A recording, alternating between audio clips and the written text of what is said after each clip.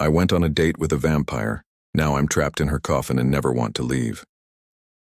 The soldier had never believed in fate, but the night he received the strange invitation, everything in his life began to change. It came in the form of a letter, written on paper too smooth to be made by human hands. The ink shimmered faintly under the dim light of his small room, and the words seemed to breathe as he read them. The message was simple yet unsettling. It invited him to a private dinner at a place he had never heard of before. No sender was listed, only a seal pressed into the bottom corner, shaped like a crescent moon wrapped around a star. Something about the letter made his chest heavy, as if an unseen hand was already pulling him forward into a place he could not return from. At first he thought it must be some kind of prank, a joke from his fellow soldiers who enjoyed teasing him for being too serious. But the more he studied the letter, the less it felt like a joke. The handwriting was elegant, each stroke curling as if the writer had lived long enough to master every style of calligraphy. He could not shake off the thought that this invitation was meant only for him. The night of the meeting came, and he found himself walking down streets that looked almost empty of life. The lamps gave off a faint yellow glow, and the sound of his boots against the stone road echoed louder than it should have. The location written in the letter was an old building at the edge of the city. It stood tall, its windows dark, but the entrance lit with a lantern that flickered like it was alive. He hesitated, his instincts warning him to turn back, yet his curiosity pressed harder than fear. When he entered, the first thing he noticed was the silence. No waiter greeted him. No sound of other guests filled the hall. The air smelled faintly of roses mixed with something metallic he could not place. Candles lined the hallway, their flames steady and unmoving as if even the wind feared to enter. He followed the path until he reached a large dining chamber. There she was. The woman who sat at the far end of the table did not rise to greet him, but the weight of her gaze pulled him forward. She was unlike anyone he had ever seen. Her skin was pale, glowing almost like marble under the candlelight. Her hair was long and black, flowing over her shoulders like a shadow that could not be lifted. Her eyes were deep, so deep that he felt if he stared too long he might drown in them. She smiled faintly, and in that smile he sensed both welcome and danger. "You came," she said, her voice smooth like silk, yet carrying a strange echo that did not belong to the room. He nodded, though his throat had dried. He wanted to ask who she was, why she had chosen him, but the words refused to come out. She gestured for him to sit at the other end of the table, and though every part of his body screamed at him to run, his legs carried him to the chair. The table was set with dishes he had never seen before. Plates of fruits that looked brighter than any fruit he had eaten. Goblets filled with a liquid that shone dark red.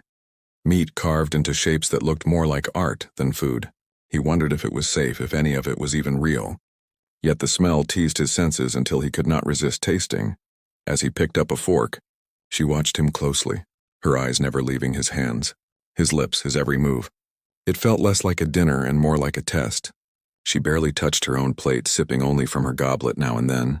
When she did, he noticed her lips glisten as if stained by the red liquid, though it did not look like wine. The soldier forced himself to speak. "Why did you invite me?" His voice broke the silence like a stone into still water. Her smile deepened, but it did not reach her eyes. "Because you are different," she said softly. "Because you have walked on battlefields, seen death, yet still carry life in your eyes. That is rare, that is valuable." His chest tightened. He did not know what she meant, but he felt as though she was peeling away layers of his soul with every word. He looked down at his plate, suddenly unsure if he should eat anymore. "You are not afraid," she continued, her tone calm yet sharp. "Most men tremble when they feel my gaze, but you came here knowing nothing, and you still sit before me." He swallowed hard, because though she claimed he was not afraid, his heart was pounding so loudly it hurt. He tried to rise, to excuse himself, but her voice pinned him down before he could move. "Stay," she whispered. It was not a request. It was a command that seeped into his blood, making his body obey. The soldier realized then that he was no longer in control. The letter, the path, the dinner, everything had been leading to this moment. He looked around, searching for a window, a door, any escape, but the candles seemed to grow taller, their flames brighter until the room itself felt alive and watching. The woman finally leaned forward, her eyes catching the light in a way that made them glow faintly crimson. In that instant he understood what she was. The stories of his ancestors, the myths whispered by villagers, the warnings of creatures that hunted at night, they all rushed back into his memory.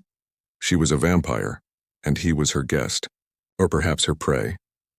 But as fear crawled through his veins, another feeling rose alongside it, an unnatural pull, a fascination too strong to fight. She was death and beauty combined, and even though he knew he should leave, he also knew he could not.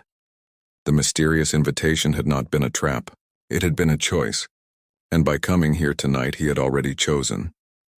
The soldier sat frozen in his chair, the weight of her presence pressing down on him like an invisible storm.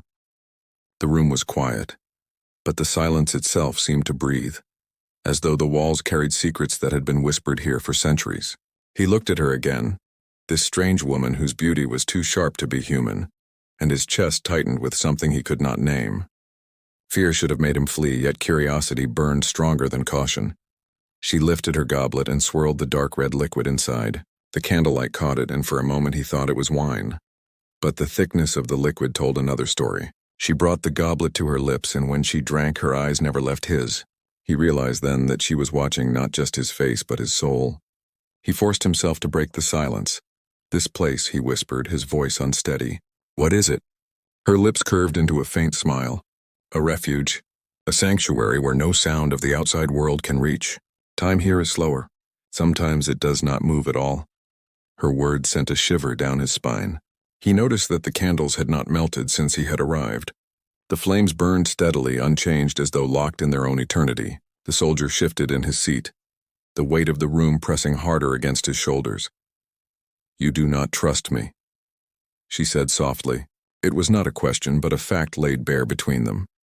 He wanted to deny it, to say something brave, but honesty slipped out instead.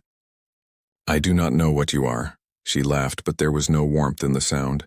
It was low, echoing like the hum of a distant storm. She leaned forward, resting her chin on her hand, studying him the way a predator studies prey it has no intention of killing yet.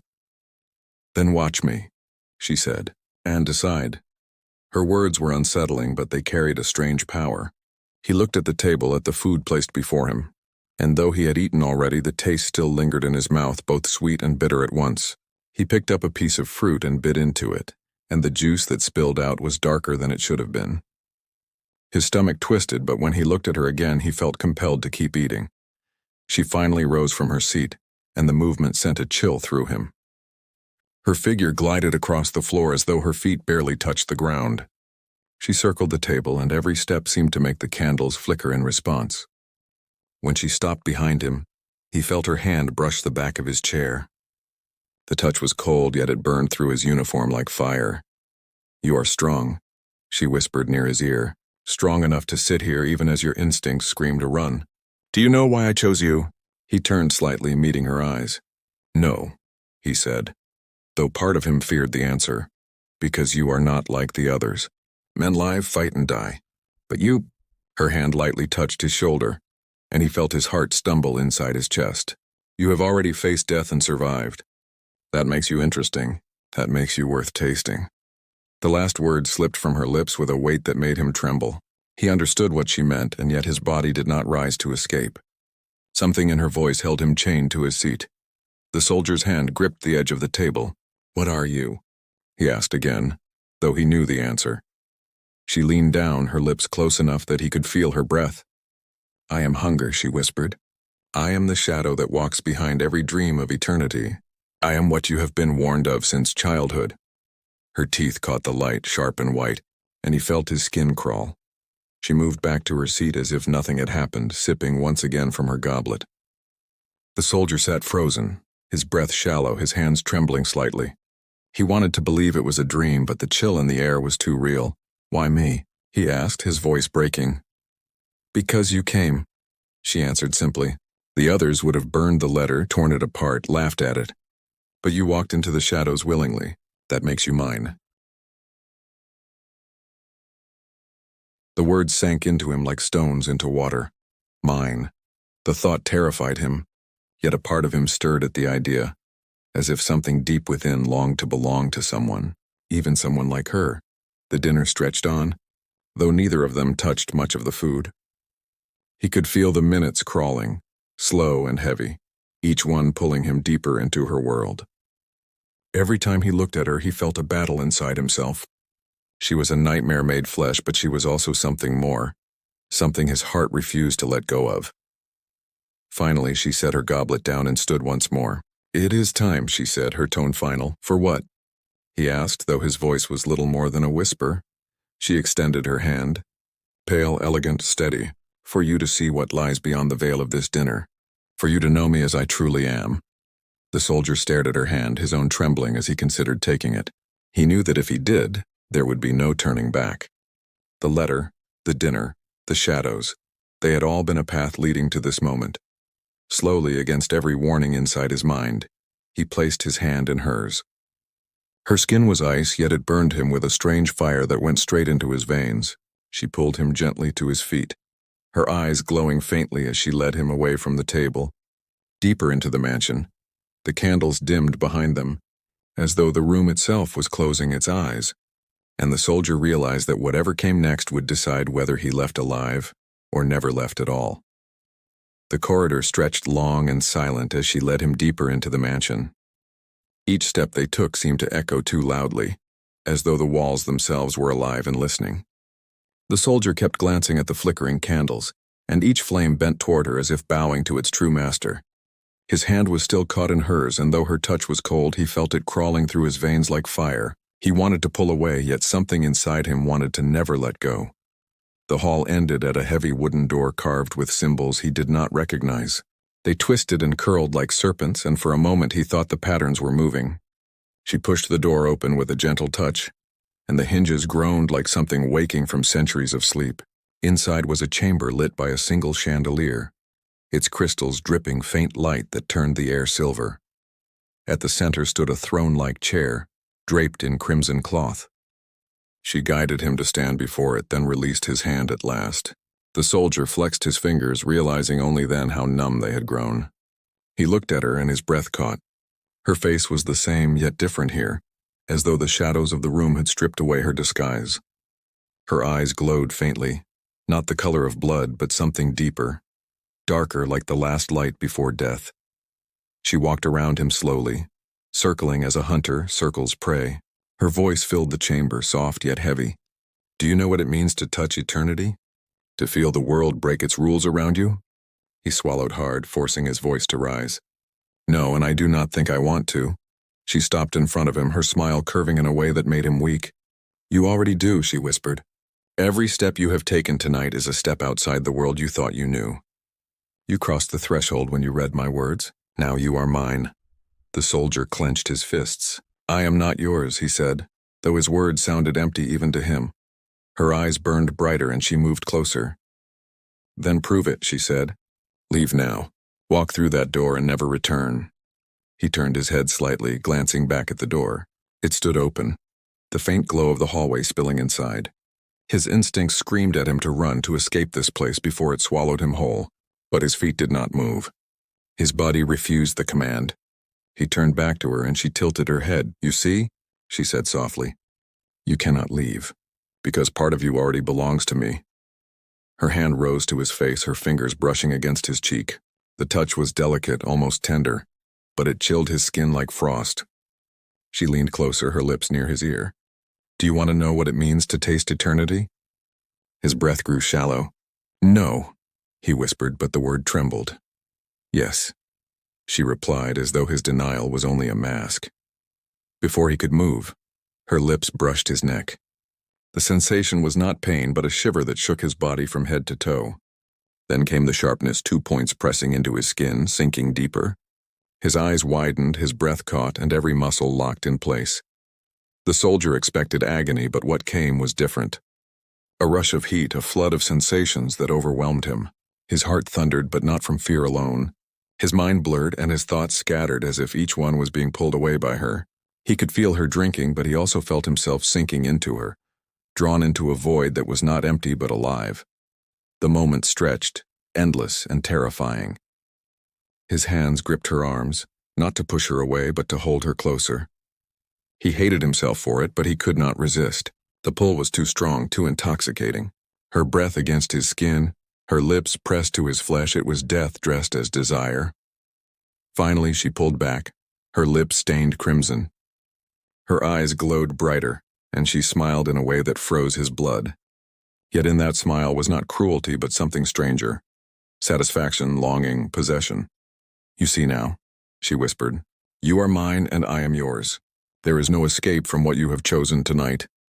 He staggered back, his legs weak, his vision spinning. He touched his neck and felt the faint trace of blood, the proof of what she had done. His chest heaved, yet beneath the fear was a darker truth. He wanted more. He hated it, but the hunger she placed in him was already growing. She stepped closer again, her movements smooth and silent. She placed a hand on his chest, feeling the hammer of his heart. "Do not fight it," she said. "The more you resist, the deeper you fall. Accept it, and eternity will open for you." The soldier shook his head weakly. "I cannot." "I should not." Her smile widened. "But you will." She pressed her forehead against his, her voice dropping to a whisper. "You are no longer a guest here. You are part of me now." The soldier closed his eyes, trembling as the weight of her words sank in. He knew she was right. He knew that no matter how much he told himself to run, the chains were already locked inside him. He was trapped, and yet the thought of being her prisoner did not bring only terror. It brought something far more dangerous: desire. The soldier's knees nearly buckled as she guided him deeper through the mansion, past curtains that swayed though no wind touched them, past walls where shadows clung too long before fading. His body felt weaker with every step, not because of wounds, but because of what she had drawn from him. And yet, instead of collapse, he felt tethered to her by an invisible thread that pulled him forward no matter how much his mind whispered to resist. They reached another door, smaller than the one before, but heavier in its silence. She placed her pale hand upon it, and the wood shifted open as if it obeyed her command. Beyond lay a chamber with stone walls that dripped faint moisture, the air colder than the night itself. At the center stood a coffin, carved from dark oak, lined with crimson velvet that seemed alive in the dim light.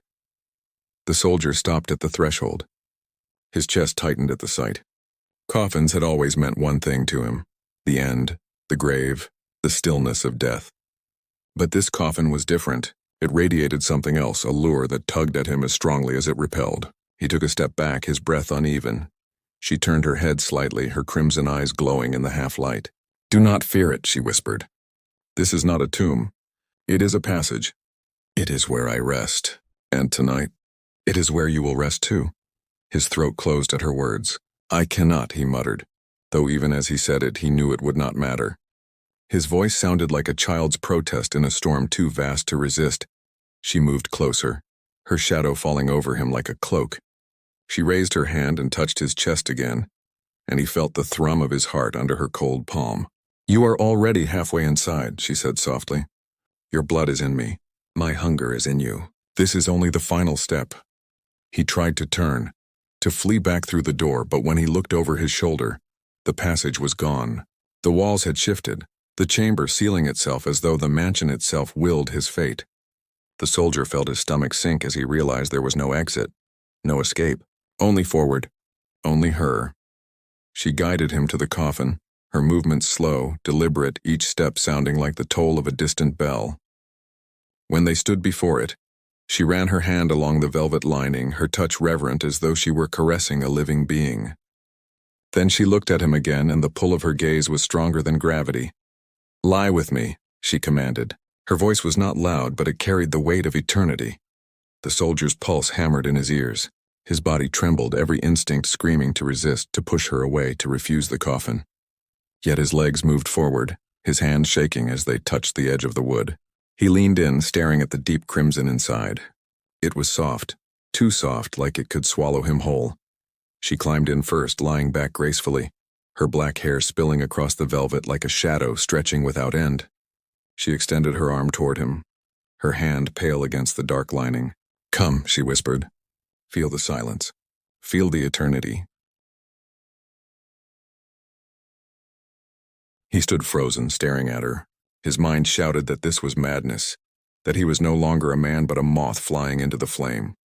And yet, something stronger than reason pulled at him. He lowered himself slowly, his body heavy, his breath ragged. When his back touched the velvet, he gasped. The softness closed around him and the air grew denser, almost too heavy to breathe. She shifted closer, Her body pressed against his. The cold of her skin seeped into him, but instead of shivering, he felt it merge with the heat of his own blood, creating a strange calm. She placed her head against his chest, listening to the thunder of his heart. "It is loud," she murmured. "So alive. So temporary." The lid of the coffin began to lower, though neither of them touched it. Slowly it descended until the chamber was swallowed in near darkness. The last flicker of candlelight vanished, and the soldier found himself trapped in silence, locked in a space too small to escape. His breath quickened, panic clawing at him, but her hand found his, and with that touch the fear shifted. "You are not alone," she whispered in the dark. "You are mine now, and I am yours.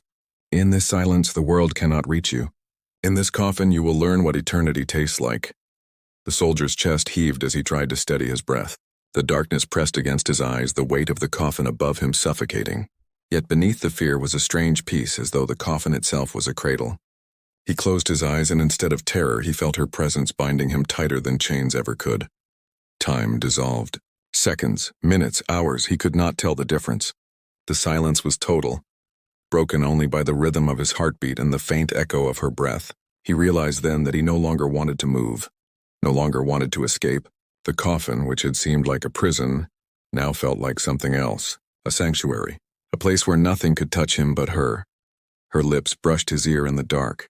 "Do you feel it?" she asked. "Yes," he whispered, though he did not understand what he was agreeing to. "Good," she said, her voice like a blade wrapped in silk. "Then you are ready for the last step." The soldier felt his body sink deeper into the velvet, as if the coffin itself was swallowing him. He should have been terrified, but instead he surrendered, letting the silence hold him. He realized, with a shock that stole his breath, that he no longer wished to leave. The coffin's silence stretched into something that felt eternal. The soldier lay still, his chest rising and falling slowly as though his heartbeat was being lulled into the rhythm of another world. He could feel her beside him, her cold frame pressed against his warmth, the weight of her presence heavier than the wood that sealed them in. Darkness had a taste here, and it was both suffocating and strangely sweet. He had thought he would drown in fear, but now he realized the fear had changed into something else entirely.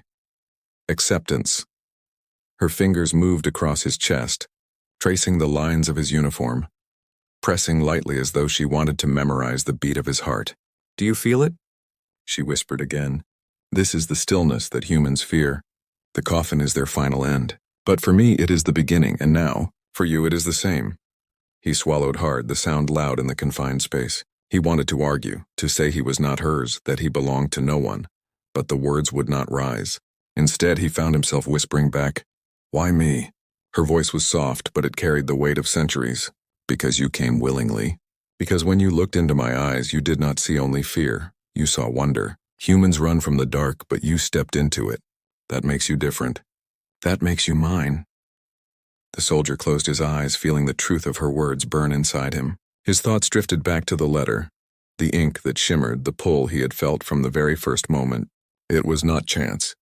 It was not mistake. It was fate, woven long before he ever touched that paper. The air in the coffin grew heavier, but he no longer struggled against it. His breath slowed until he matched her rhythm, their chests rising and falling in a strange harmony. He should have been terrified at how natural it felt, how much his body craved her closeness.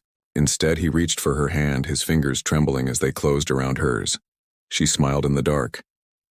He could not see it, but he felt it. The curve of her lips, the satisfaction that rolled off her like a quiet storm. She brought his hand to her lips, pressing a kiss against his skin, and though her lips were cold, his veins burned where she touched him. "You are beginning to understand," she murmured. "This coffin is not a prison. It is freedom. Out there you are chained by time, by duty, by the war and its endless deaths. But here you belong to no one but me. Here eternity is yours." The soldier's mind spun, trying to resist, but every thought of escape dissolved into mist. She was right. The war, the blood, the endless cycle of death, it was all waiting for him outside. But here, in this silence, he felt safe. He felt claimed, and though the thought should have frightened him, it did not. Instead, it soothed something in him that had been restless for too long. She turned her face to his neck again, her lips brushing against the faint wounds she had left earlier. "You are mine now," she whispered, "but you are also more. You are the first human who will not be forgotten when the centuries pass." You will not rot in the ground, nameless in dust. You will remain. His heart hammered at her words, but it was not fear that struck him this time. It was a strange rush of desire, of longing. He had lived his life knowing it could end in battle any day. Now he was being offered something else. An end that was not an end. An eternity not of loneliness but of closeness, of silence shared with her. He opened his mouth, but the words came out ragged, broken. What if I want to stay? The air shifted as though the coffin itself had listened. She tilted her head, her crimson eyes glowing faintly in the dark, reflecting light that should not exist here. Her smile widened, and it was both terrifying and beautiful. Then you are no longer trapped, she said. You are home. The soldier felt his chest loosen, the tension falling from him like chains breaking apart. He realized with sudden clarity that he did not want to leave. He did not want to climb out of this coffin and return to the life he had known. The thought of the outside world now seemed distant, meaningless. Everything he needed was here.